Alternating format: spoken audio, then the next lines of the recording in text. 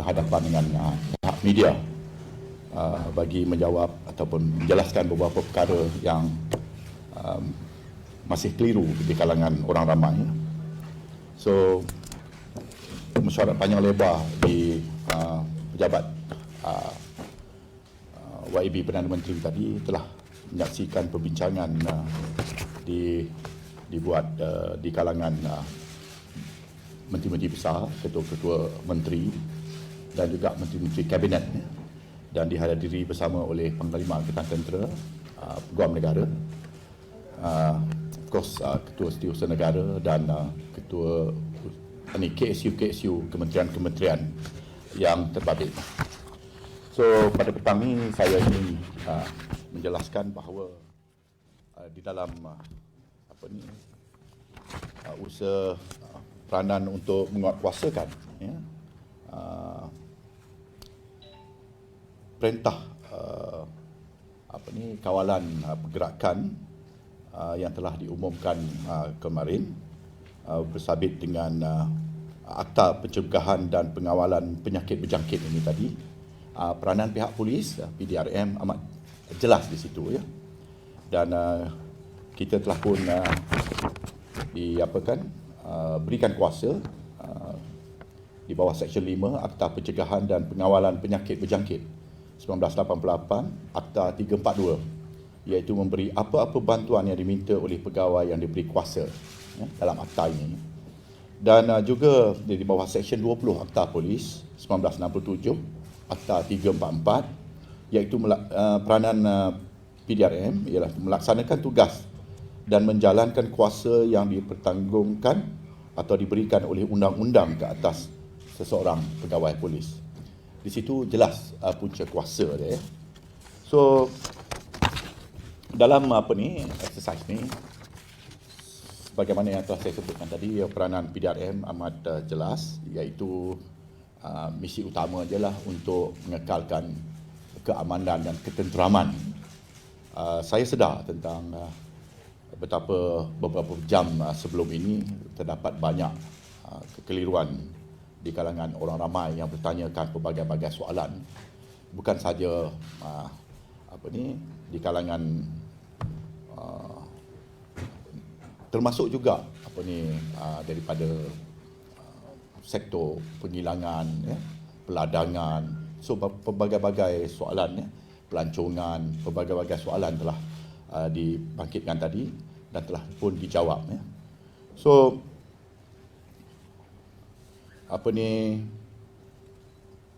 dalam eksersis ini juga, ya, perlu saya ingatkan di sini bahawa sebarang bentuk pelanggaran, ya, di bawah perintah kawalan pergerakan yang akan berkuat kuasa pada esok hari, ya, mulai 18 Mac hingga 31 Mac ini, ada beberapa kesalahan, ya, jenayah yang boleh diambil, ya, tindakan mengikut kanun keseksaan Akta 574, ya, seperti mana berikut. Yang pertama, di bawah Seksyen 186 menghalang pejabat awam pada menjalankan kerja-kerja jawatannya.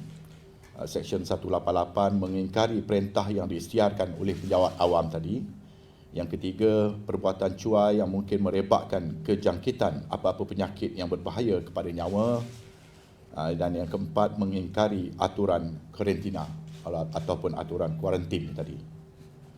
So, orang ramai, ya, diminta untuk tidak menyebarkan, ya, sebarang berita yang tidak dapat dipastikan kesahihannya, sehinggalah boleh mewujudkan kegusaran atau menimbulkan ketidaktenteraman awam dalam isu semasa. So berita-berita palsu yang telah menyebabkan wujudnya kebimbangan yang melampau di kalangan masyarakat. Akibatnya berlakunya pembelian panik walaupun kerajaan telah memberi jaminan, ya, bahawa bekalan makanan dan barang-barang keperluan harian adalah lebih daripada mencukupi. Polis Diraja Malaysia sekali lagi menasihatkan orang ramai supaya tidak menyebar atau berkongsi maklumat palsu kerana tindakan tersebut bukan saja tidak bertanggungjawab tetapi turut menjejaskan ketenteraman awam serta membangkitkan keresahan dalam kalangan masyarakat.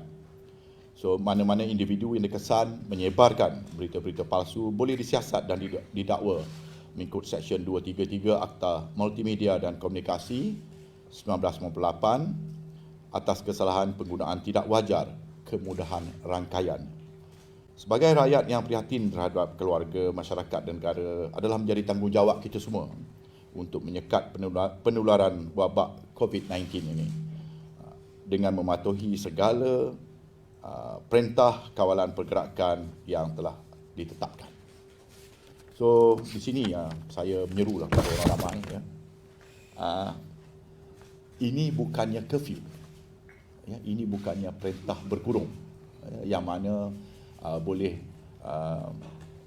menyebabkan orang ramai dikenakan mengikut undang-undang sekatan untuk mereka keluar daripada rumah. Bukan.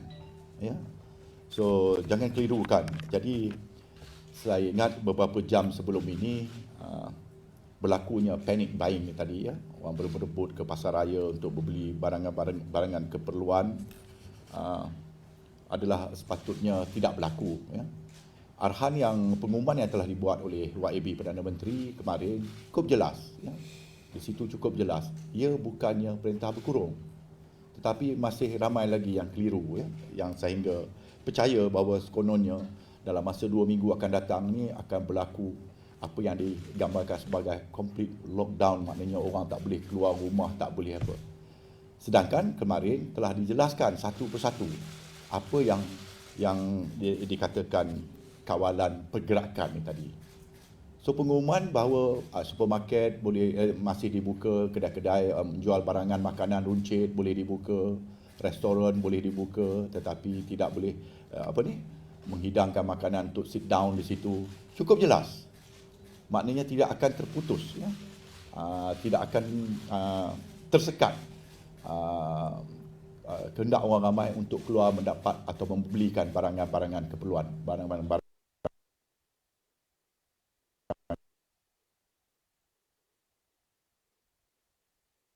keadaan lebih dan lebih banyak penjelasan diberikan oleh pihak Majlis Keselamatan Negara.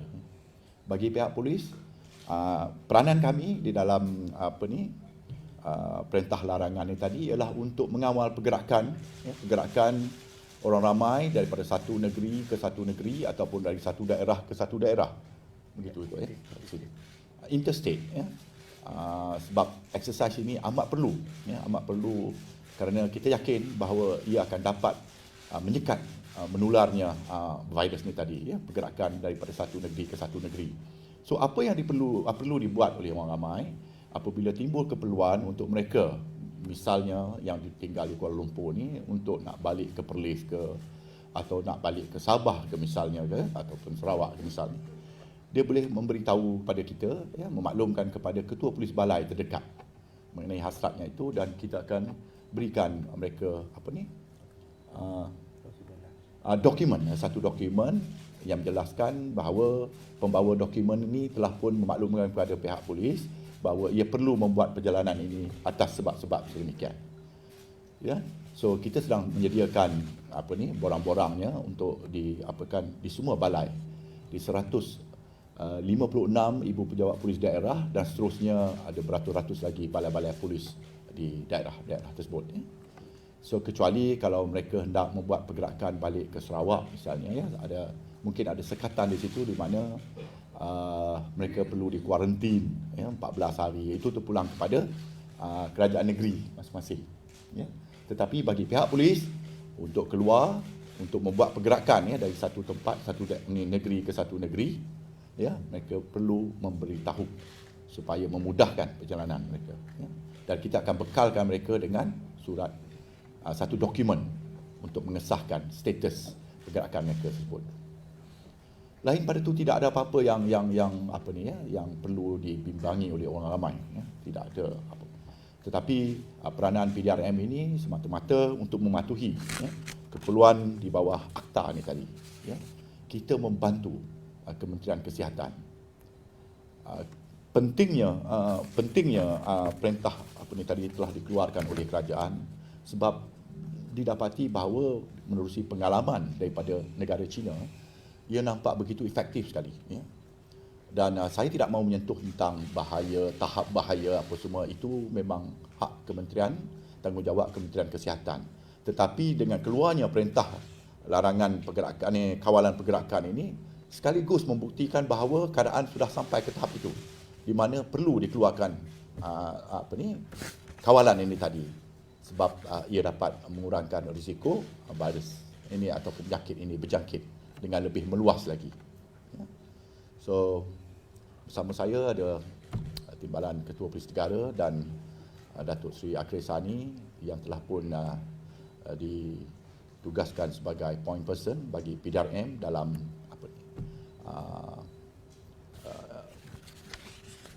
aktiviti ataupun tanggungjawab bersama dengan Kementerian Kesihatan tadi.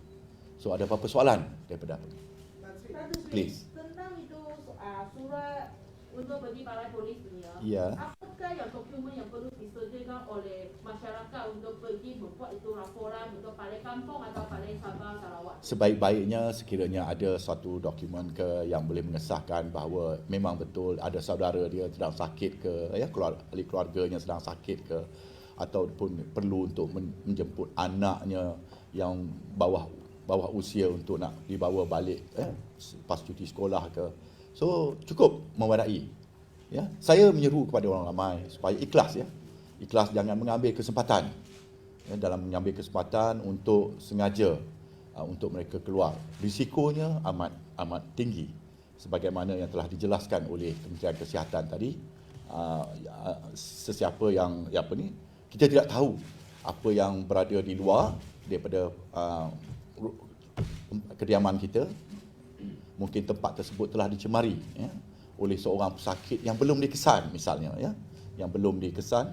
So kita expose, dedah diri kita kepada risiko yang sepatutnya tidak berlaku, tetapi kita sengaja untuk semata-mata untuk nak memuaskan hati kita, ambil kesempatan jabat tutup apa semua untuk kita nak pergi beriadah, bersiar-siar.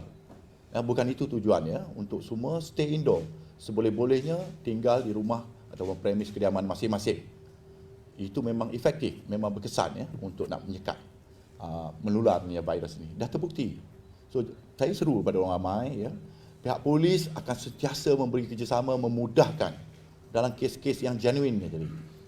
Kes-kes di mana mereka perlu amat sangat untuk nak membuat perjalanan tersebut.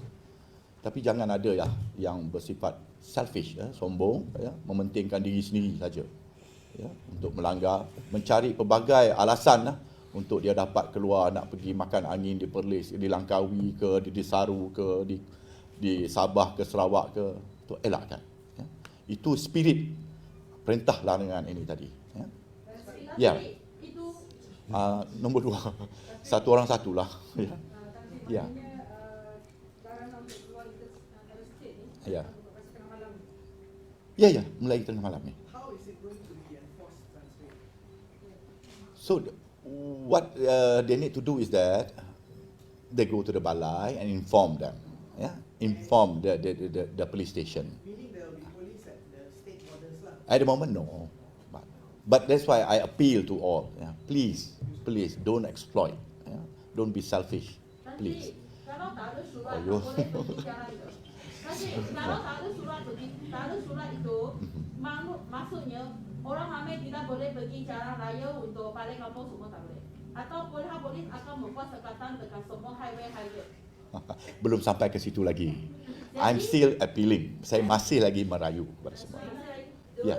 Those who will be like using public transportation such as bus, ETS and all these things, and they have to move from such as Padang Besar to KL, do they need to have the borang immediately if they're traveling tomorrow? That should be this one because this one is total, total.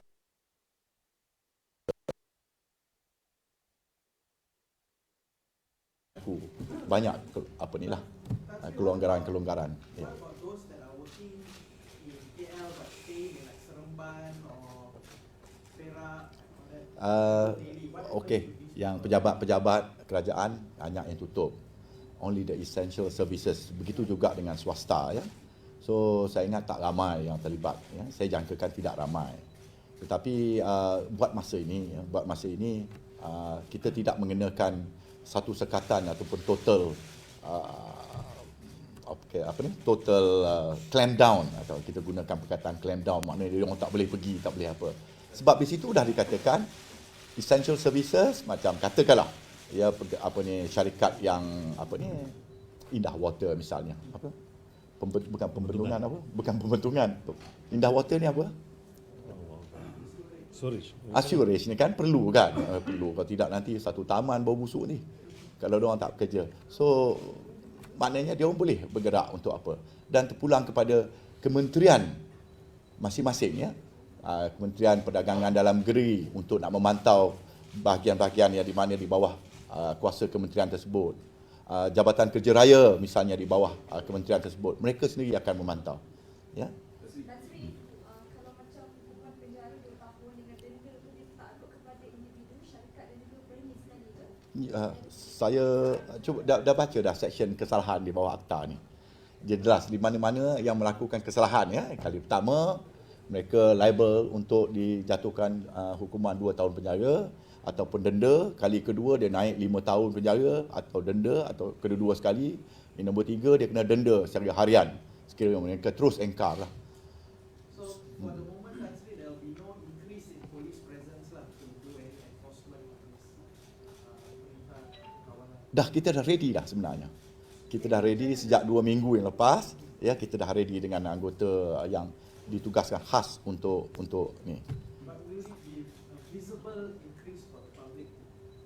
Is it some sort of omnipresence or what? Yeah, it will be this one. We can see by tomorrow or day after. Ya, surely saya akan belum sampai ke situ lagi. Ya, belum sampai ke situ. Akhirnya sekiranya nampak maknanya pelanggaran ini begitu berleluasa sekali, kita akan mengambil pendekatan yang lebih Buat kali pertama ni, buat peringkat awal ni, kita lebih kepada memberikan nasihat dan juga penjelasan ya. Apabila sampai ke satu tahap nanti kita nampak seolah-olah mereka tidak ni, so kita akan tingkatkan kepada amaran. Kita beri amaran. Dan sekiranya masih lagi berdegil ya, seterusnya kita ambil tindakan ni lah yang lebih drastik lagi lah. So our approach is just to allow everyone to understand that they need the awareness, to increase the awareness among them, among those orang ramai ni tadi, bahawa arahan ini sebenarnya untuk kebaikan dia. Itu yang kita, peranan polis ni tadi, kita akan ambil pendekatan yang mula-mula ni tadi, kita menasihati dan menjelaskan ya. Selepas sekiranya mereka berdegil lagi, misalnya mereka buka lagi tempat-tempat yang di mana menyebabkan orang ramai berkunjung ya, di sebalik arahan supaya mereka ditutup, degil, kita ambil tindakan yang itu. Tan Sri, ada yang masih keliru lagi, macam kelab malam semua ni, Tutup. Dia kalau dia nama dia kelab malam, kalau dia nak buka siang, kelab siang boleh lah. Tapi ni memang tutup, di mana yang membolehkan orang ramai congregate ya, bercampur apa semua. So tutup. Itu dah arahannya. Tapi itu bukan di bawah bidang kuasa kita berikan kepada local council ya, pihak berkuasa tempatan untuk nak enforce dia punya apa. ini penugasan polis bertambah tak? Bertambah, memang kita jangka dengan yang ni memang bertambah. Dah kita dah sediakan keanggotaan yang cukup untuk menguatkuasakan. Tapi ada sebarang kota pengeluaran borang untuk setiap hari. Dia macam siapa yang nak pergi state, pengeluaran borang kan sebarang kota terhad untuk siapa yang mau keluar ke luar negeri. Tidak, I think buat masa ni saya ingat kita berikan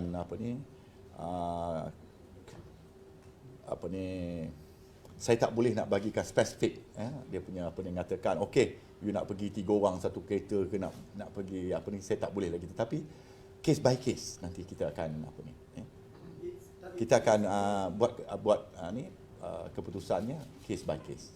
Basically, how many person could move from state to state per day? Oh, I cannot on that score, on that line. Limitation. Because there will be, as pointed out by one of your friends tadi, mengatakan, what about those regular commuters that are going to their workplace? Yeah, so I couldn't be able to quantify how many of them. Cases, Tan Sri, is it like any limitation? Means that if you really need, means about 10 cases per day ke ataupun Tidak ada. Ya, depend. Tan Sri, for those working in the essential services, the essential services that have to remain open, how do they prove to the police they are employee of the service? How do they prove that their employment is valid instead of they could be exploiting like what you said? Yes. So they will have But at the moment, we will still depend on their employer passes and all this. Yeah. And for those essential services, they have got their authority. This one passes that I mean suffices. I mean dah mencukupi untuk apa ni. So Tan Sri, there is a possibility that those on the road or that will be stopped by police for checks and all. And Yeah, the possibility is there. Yeah. And your advice would be to adhere to Yes. instructions lah. Please. So as I said just now, we do not want to cause any undue hardship to anyone. But just please understand and obey. This one. It's so simple. This is not a total lockdown or clamp down or curfew where people cannot move. They can still go to the supermarket. They can go to the sundry shops or they can go to the petrol station. Is it okay? Tan Sri, earlier the MKN came out with the advisory a few questions. One of it was if I were to pick somebody up from the airport. For most of us, Sepang is in a different state. So do we go to the police station first and then to the airport, or do we straight can shoot to the airport and then we come back?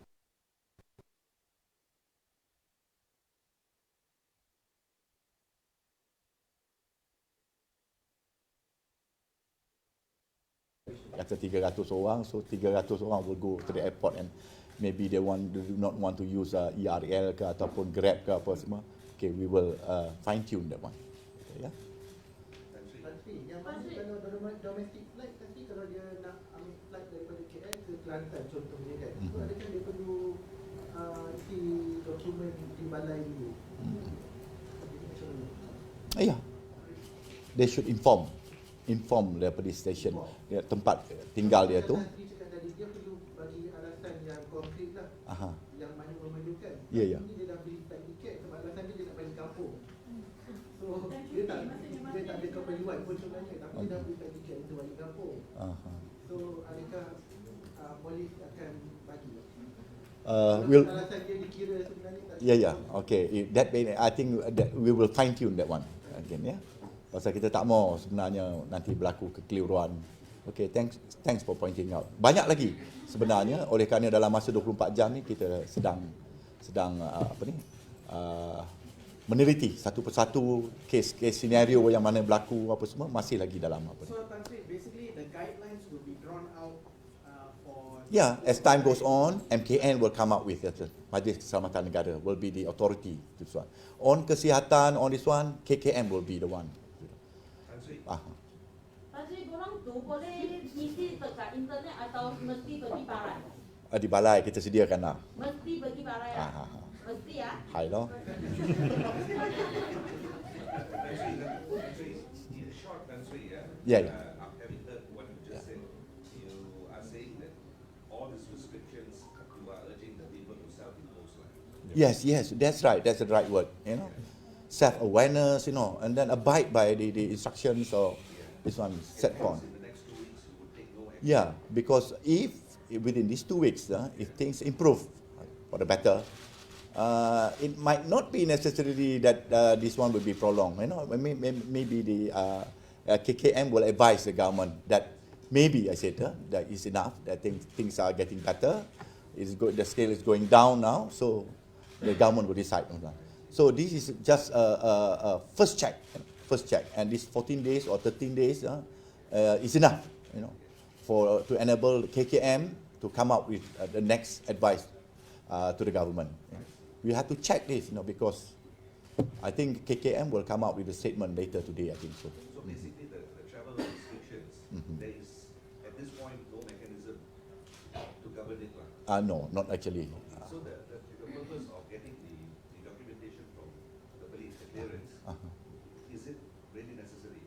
Yeah, necessary so that we can monitor this one. So we have to tell the people that why we set up this requirement is that actually we want to minimize travel. Yeah, we want to minimize. not to ini bukan untuk nak menyusahkan mereka, tetapi just to, kalau tidak spirit ya, akta ini tadi tidak tercapai ya. Kita nak mengurangkan orang keluar di tempat-tempat awam ni dan juga in contact dengan other.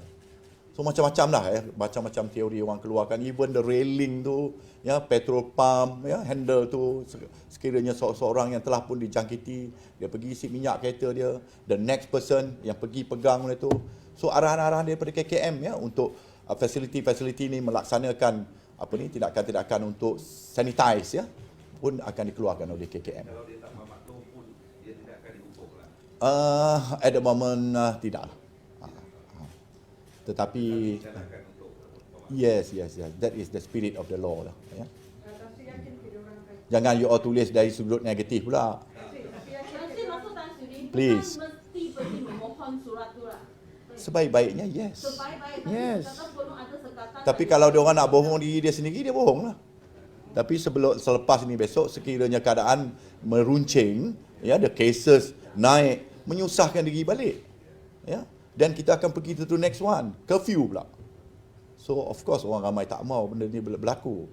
So itulah, ini kita memohon kerjasama dan orang ramai ya, dengan ikhlas. Tan Sri, berapa lama proses untuk mohon ini surat? Sekejap saja. Sekejap saja. Ya. Dia datang ke balai, jumpa dengan dia, OCS, Mungkin bagi setengah tahu. jam, 15 minit. Tak adalah sampai setengah jam. Kalau 10 orang setengah jam dah berapa? No. Tan Sri, ada We make it very very simple. Okay, siapa soalan lagi, please? We'll see.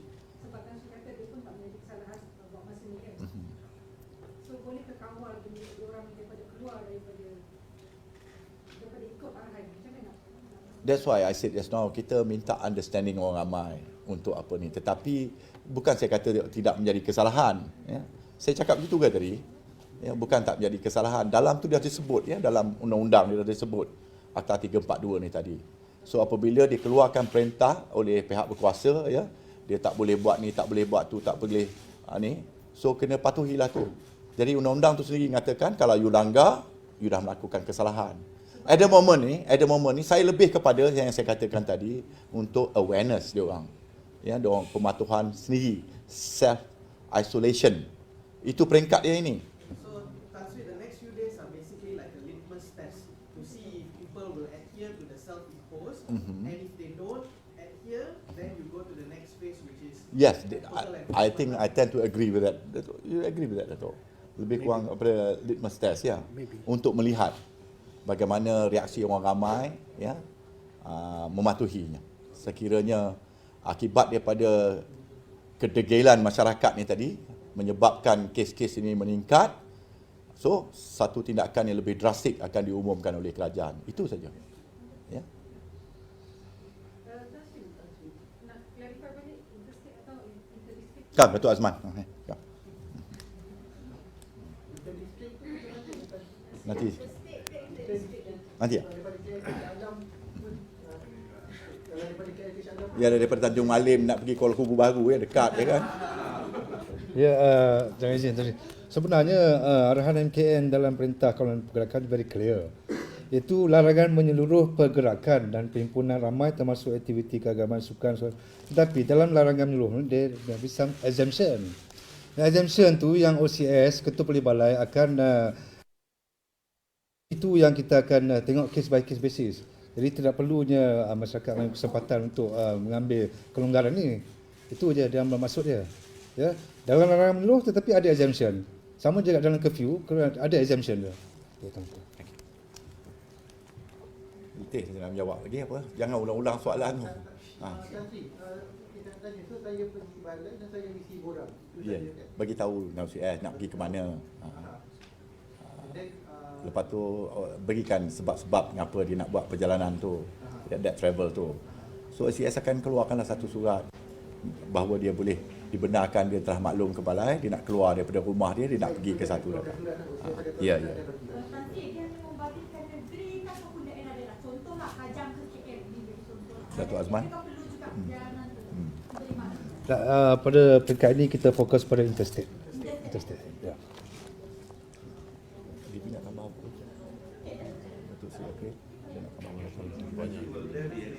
checks conducted at the Will do.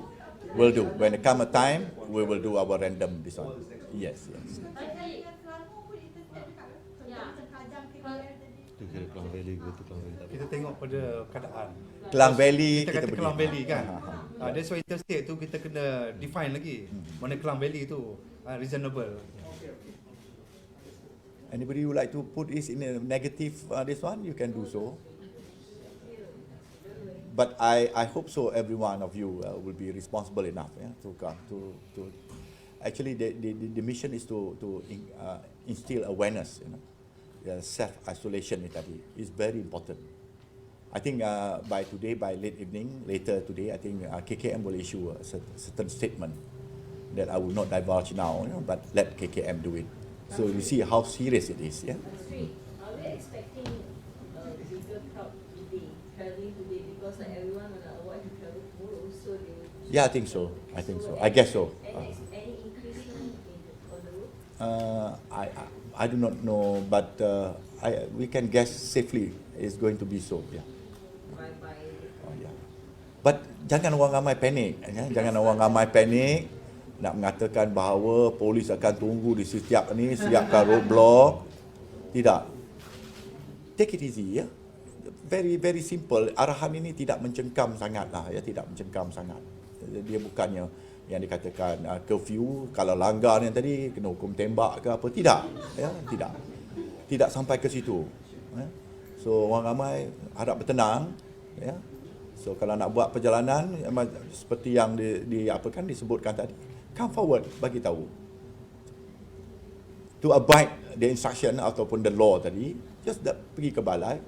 Sekiranya berlaku apa-apa nanti, biarlah balai yang menjawabnya, pihak saya yang menjawabnya. Tetapi sekiranya pihak saya dah memberikan kebenarannya untuk dia keluar daripada kawasan dia nak pergi ke tempat lain. So simple, ya.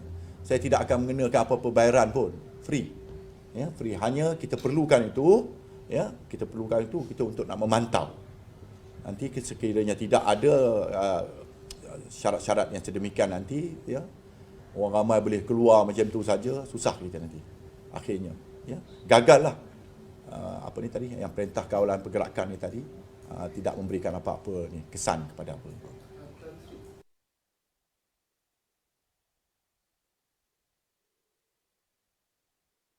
Time limit. Tidak. Ya. Tapi itulah dikatakan tadi, kalau macam satu rumah nak pergi ke supermarket, ya, apa perlunya nak pergi sampai 7-8 orang. Ya, macam itulah, ya. So dia boleh pergi. So sekiranya tidak ada perintah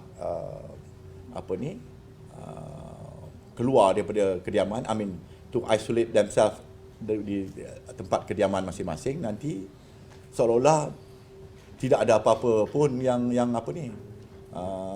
dari segi undang-undang untuk nak mengawal ni. So itu sebabnya dikeluarkan perintah kawalan ni tadi, ya. So kita akan lihat di hari pertama macam mana orang ramai baik ataupun tidak mengambil tindakan yang bertanggungjawab ataupun tidak, ya. So saya hanya boleh menyatakan bahawa sekiranya keadaan menjadi lebih buruk, so satu lagi tindakan yang lebih drastik akan diumumkan oleh kerajaan. Tapi sebelum itu berlaku, itulah masing-masing ambillah tindakan yang bertanggungjawab lah, ya. Ini demi keselamatan semua. Jangan jadi sombong, ya. Kita pentingkan diri kita sebab kita dah pergi beli tiket untuk nak pergi ke pulau perhentian, kita nak pergi juga. Ya, kita nak pergi juga. So we have to sacrifice dalam hal ini. Kerajaan mengambil pendekatan yang sedemikian demi keselamatan orang ramai dari sudut penyakit ni tadi. So everybody has got to sacrifice. Ya. Is there a freeze of leave for your personnel? Yes. So hanya dalam kes-kes di mana macam saya sebutkan tadi lah, ya, bagi orang ramai pun sama, ada compassionate ground, ada hal yang barulah diberikan apa. No travel outside, tidak ada cuti dengan beriadah dengan keluarga pergi Desaru ke pergi Langkawi ke, ya. Tidak ada. Stop. Saya dah bekukan semua. Tanya dengan Datuk ni. Can we get an update on your personnel and family members who were tested for the Ada. West Dato' apa ni ada sini? I think we have. Tak silap saya 110 orang bawah pemantauan pidana dia. 100. Kita ada berapa? 54. Hold on I don't have a photographic memory lah yang.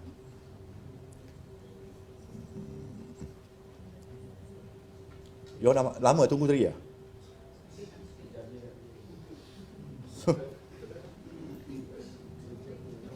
You all punya kerja macam mana? Ada macam ni tak? 9 to 5 ke ataupun apa?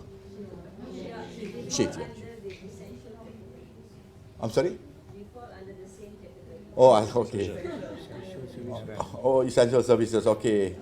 Dia sebenarnya yang PDRM ni belum ada seorang pun yang positif belum ya. Semua di bawah dia panggil apa tadi? Apa? Bukan. Self isolation apa dia? Saringan, quarantine, self quarantine. Self quarantine ya. Okey, saya bagikan jumlah dia. Pegawai kanan 70 orang.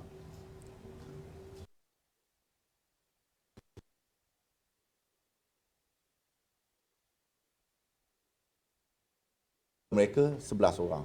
Itulah semua yang telah tetapi jumlah yang telah dilepaskan daripada perintah pengawasan. Diorang ni di bawah perintah pengawasan ya. So yang telah dilepaskan pegawai kanan seorang, pegawai rendah polis 8 orang, pegawai awam seorang. Yang lain masih menunggu lagi keputusan apa ni? Saringan dia. Satu ya. Yang dah lepas. Ada.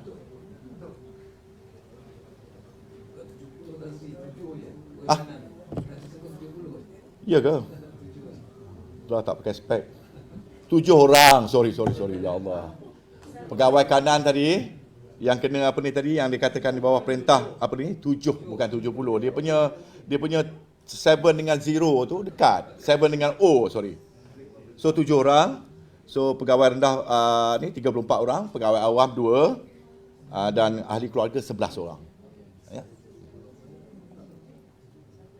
Selepas ini kalau ada apa-apa yang berhubung dengan PDRM, Datuk Seri Akri, you can call him anytime. Yeah. Untuk nak dapat statistik. But PDRM tidak akan mengeluarkan apa-apa statement ya berhubung dengan yang di bawah bidang kuasa kesihatan, Kementerian Kesihatan dan juga lain-lain kementerian tidak. Kita hanya fokuskan kepada polis untuk tidak mengelirukan lagi keadaan. Ya.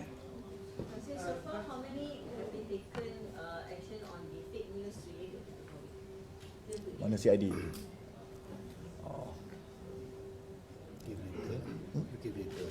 Okay, can you get to Dato' Uzair? Yeah, later. You can get the statistics with them. They can give you in detail berapa ya. Ada yang telah dia pun diambil tindakan. Sebab saya dah katakan dulu tak ada warning-warning ya. Terus ambil je. Mana kes yang apa ni? Kita dapati mempunyai unsur-unsur kesalahan di bawah mana-mana section tu, kita terus buka apa ni kertas siasatan dan mereka akan dipanggil untuk dirakamkan kenyataannya. Dan seterusnya kita tunggulah Peguam Negara untuk decide sama ada diorang ni perlu di-charge, wajar di-charge ataupun tidak. So that is the sequence of it. Memang mall-mall ni akan dibuka, tapi dalam mall ni ada juga those who are selling items not related to macam barang keperluan kan. So are they allowed to operate ataupun that one bukan bidang. only those who are selling barang keperluan sahaja? Itu KPDNKK. KPDNKK. Okay. So They will decide. Your question tadi, KPDNKK should be the one this one response. Nanti ada satu pembaca dia tanya, kalau syarikat tanah tempoh ini masih mengesahkan pekerja dia pergi kerja, jadi pekerja dia boleh pergi membuat laporan polis tak tentang perkara itu? Ditutup. Arahan itu tutup. Kalau syarikat tu tidak mematuhi arahan, Dia melakukan kesalahan. jadi boleh pergi membuat laporan polis tak? Siapa yang nak buat laporan polis? Pekerja boleh. Boleh. Boleh ya. Bukan saya pembaca tanya. Okey. Hai lo.